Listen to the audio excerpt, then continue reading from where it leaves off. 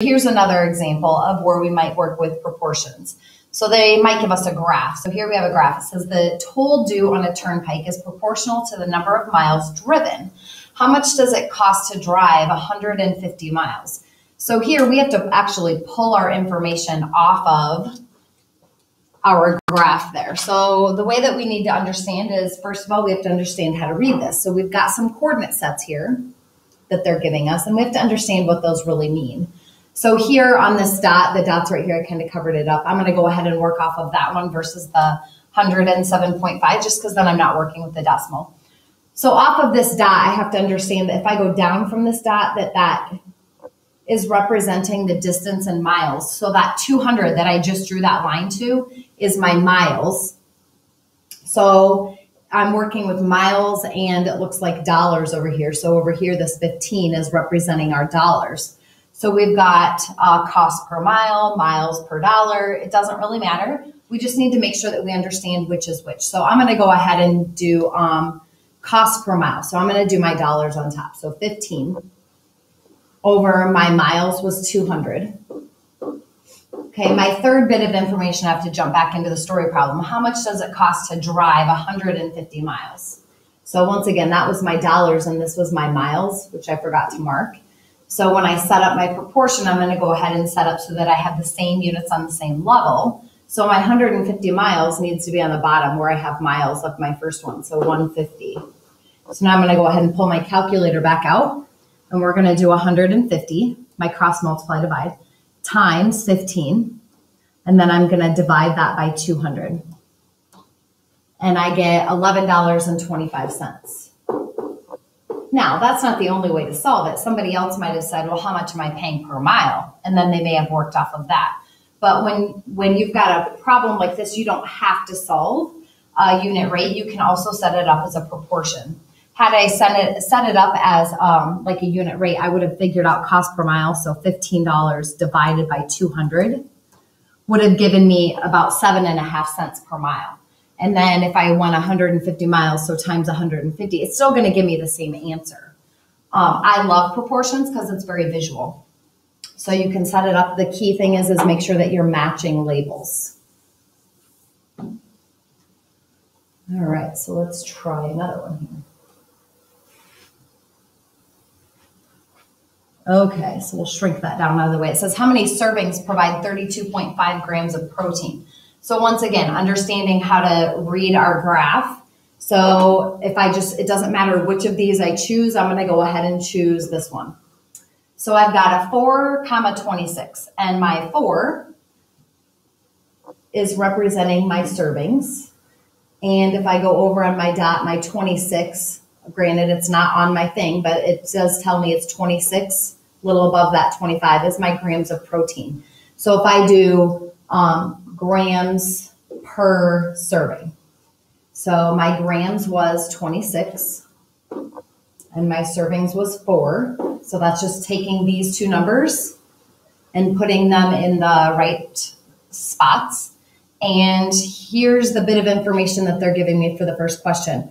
How many servings will 32.5 grams of protein? So since I'm doing my grams of protein on the top, that's where I'm going to put my third bit of information. And I need to figure out how many servings. So we're going to cross multiply, divide. So pull my calculator back out. 32.5 times 4.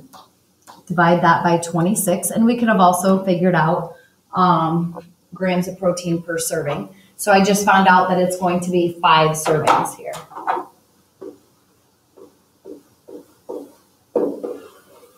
Okay. So I'm going to go ahead and erase the second part of this. I'm going to keep my original ratio because it looks like we had a second question here. And our second question was, how many grams of protein will 7 servings provide? So this time they're just giving me the servings. So my servings was the bottom. So I'm going to put 7 there. And we're going to cross multiply, divide. So pull my calculator back out. And 7 times 26.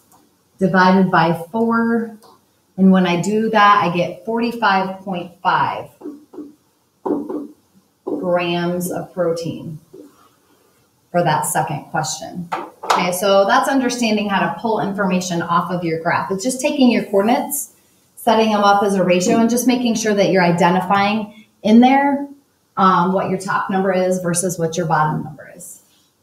Okay, so let's try this one. It says, the distance traveled in feet is proportional to the number of seconds. Find the values of X, Y, and Z. So when I look at this, I know that it's set up in a table. This is how I prefer to look at it. I'm going to pull a little rectangle off here quick, just so I can cover up part of this. Okay, so when I look at this, I'm going to just focus on those 4 boxes. And the reason I'm doing that is I'm very visual, and so lots of information kind of confuses me. So I kind of want to focus on just exactly what I need. So really when I'm looking at this, I'm looking at it like this. 3 over 5 is equal to X over 65. So I'm looking at that table and transforming it in my head into actually ratios. So now if I'm going to go through and solve this, well, I'll pull my calculator back out, or I could say, what did they do to 5 to get 65? But I'm going to go ahead and do the cross multiply divide because it works 100% of the time. So 65 times 3, and then divide that by 5, gives me 39. So I just found out that X is 39.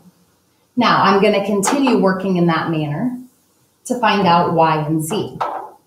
I'm just going to go ahead and move off to the side. And now instead of focusing on the first 2 boxes, I'm going to look at those 2 boxes. So now I've got 39 over 65 is equal to 15 over Y. So cross multiply, divide. So this one's going to be a little different because I'm going to go ahead and get probably a decimal number because I'm noticing that I can't do something to 15 to get 39, like a perfect number. So 15 times 65, divide that by 39. And when I do that, I just got 25. So it didn't give me a decimal number. It just wasn't an easy number for me to find. So I just found out that this one is 25. Okay, so now what I want you guys to do is solve for the last part, and that's go ahead and solve for Z. So I'm just going to cover up or erase that part. So now you're going to go ahead and solve for Z.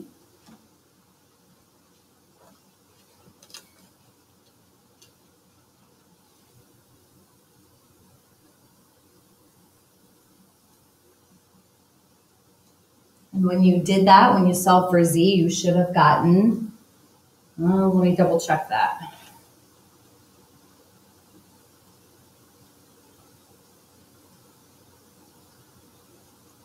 Uh, 2.1 for this. To double check, I had in my head it was going to be a different number. So see, sometimes it's good to just kind of double check yourself. And notice, even myself as a teacher, I still double checked because I wasn't sure that that was the right answer. But when I got the same answer a second time, I felt very confident that it was a true answer.